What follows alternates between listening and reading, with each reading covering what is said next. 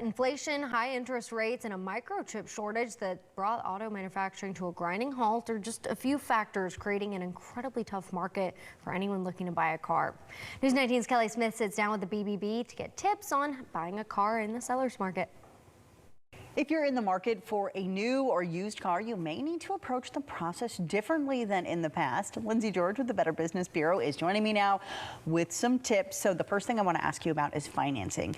Why should people think about that before they ever enter the dealership? Yes, before you go to the dealership, you want to consider financing. That way you understand your budget before you actually take out a loan to finance the car. So with that, you'll understand that you need to go to your bank, your credit union to get pre-approved for the loan, to actually understand your interest rates, to get be able to bargain with those dealers to possibly get an interest rate on the loan that'll be significantly lower than what you would get in other places. Yeah, that's a really good point. In interest rates, that's interesting that you bring them up because they are a little bit higher right now. And also, prices are so high on vehicles that people can get underwater on their loans. Explain what that means and how it can be prevented. Yes, underwater or upside down in a car loan is when you're paying more than what the car is actually worth.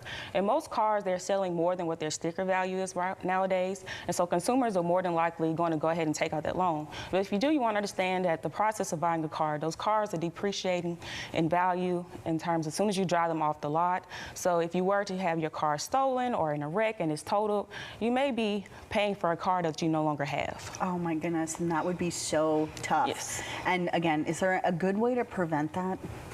In terms of preventing being upside down in a car loan, do your research. It's very important to understand the different online dealers, look at those prices, looking at those vehicles, and having some type of flexibility with those options to understand those different models, different colors. That way you'll be more than likely getting a vehicle that you like.